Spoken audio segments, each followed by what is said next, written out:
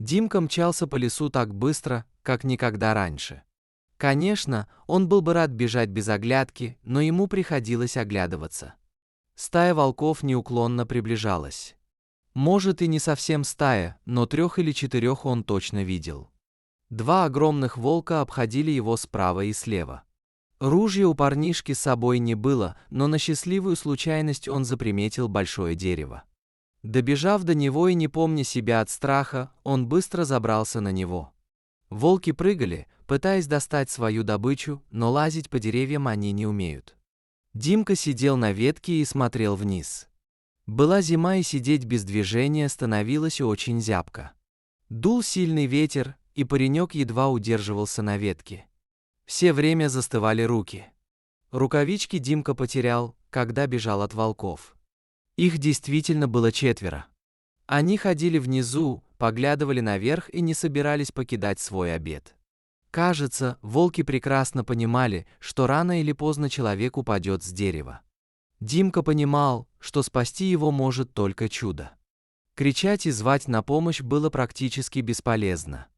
Они находились в нескольких километрах от деревни. Летом еще был шанс, что где-нибудь ходят грибники. Но зимой только ему в голову пришла мысль идти в лес за елкой, да еще и в такую даль. Димка винил самого себя за эти безумные приключения, а отец говорил ему: «Сруби любую за дорогой». Откуда Маша узнает, где росла эта елка? Маша вообще болеет и, может, ей не до елки будет. Врачи поставили младшей Димкиной сестре. Маше страшный диагноз — лейкемия. Они сказали, что девочка, возможно, не доживет и до Нового года. Мать постоянно рыдала. Отец ходил темнее тучи. Димка понял все по-своему. Он решил, что раз Машка не дотянет до Нового года, то он приведет Новый год до нее. Какая разница, что сейчас на дворе только начало ноября? Снег есть, Маша маленькая и в числах она не разбирается. Скажем просто, что уже Новый год, предложил парень. Идея сына родителям понравилась, все стали готовиться к встрече праздника. Димка пообещал сестре самую большую и красивую елку прямо из сказочного леса. Но вот как он мог сходить за елкой через дорогу и сорвать любую после таких обещаний сестре? Поэтому паренек пошел подальше в лес, чтобы все по-настоящему, чтобы все, как он обещал. Димка не говорил никому, но он сказал сестре, что это будет самая волшебная елка в ее жизни, которая исполнит любое ее желание и даже, возможно, вылечит. Наверное, и Димке очень хотелось, чтобы было именно так. Вот поэтому он и не мог притащить любую елку. А волшебные елки не растут, где попало, их надо добывать.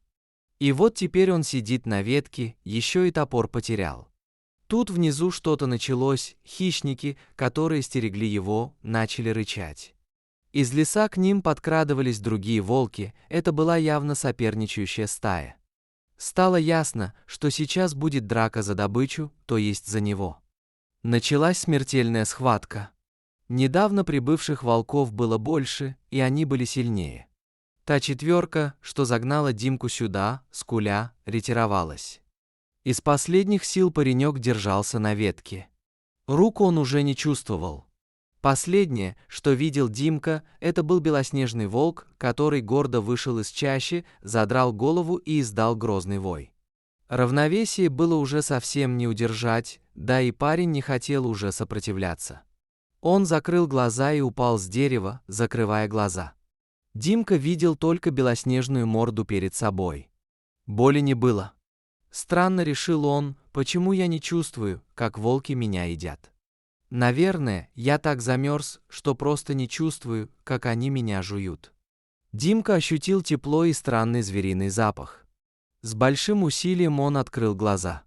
Со всех краев лежали волки. Прямо рядом с ним лежал тот самый белый волк.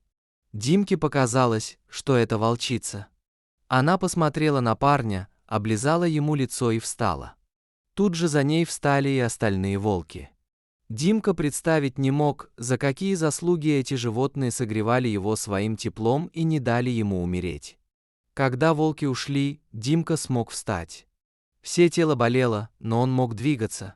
На удивление, даже руки не отморозил. Тут же парень нашел свой топор. Странное дело, он помнил, как выронил его далеко от этого места. Неужели белая волчица принесла его топор? Может, она прочитала его мысли о том, что он хочет сделать благородный поступок для своей маленькой сестры. Все может быть. Никто, кроме самой волчицы, не сможет ответить на этот вопрос. Димка огляделся и увидел то, зачем он пришел в лес.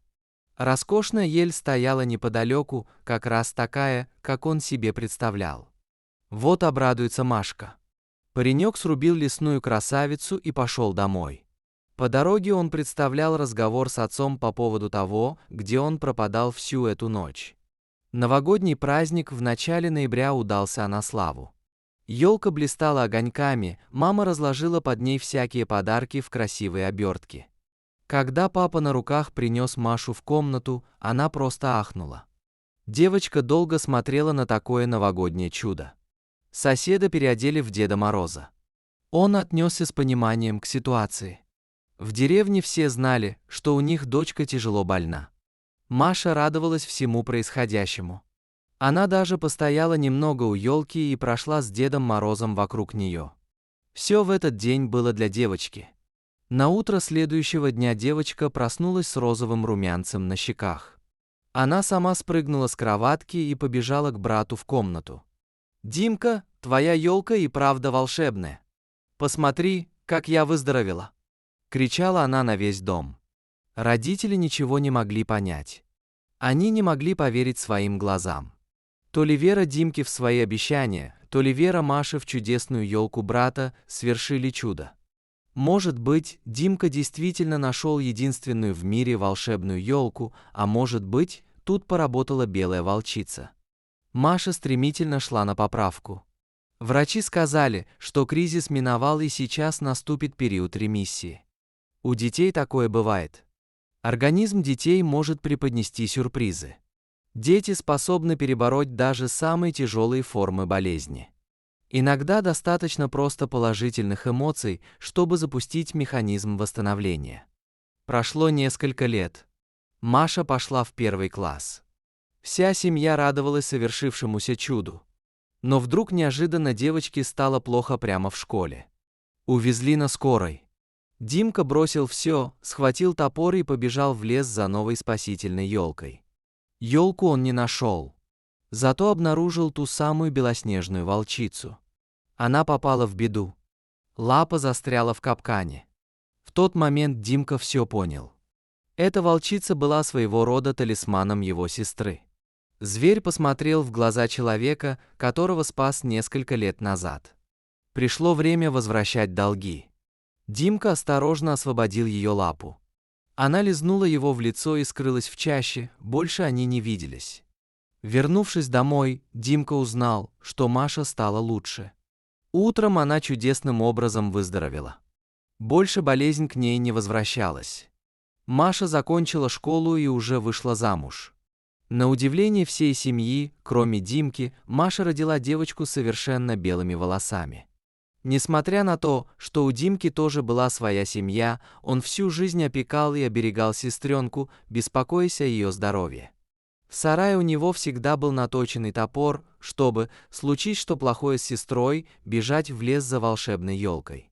Кстати, традиция отмечать Новый год в первых числах ноября прижилась в этой семье. Дорогие зрители, если вам понравилось это видео, то ставьте лайк и подписывайтесь на наш канал. До свидания.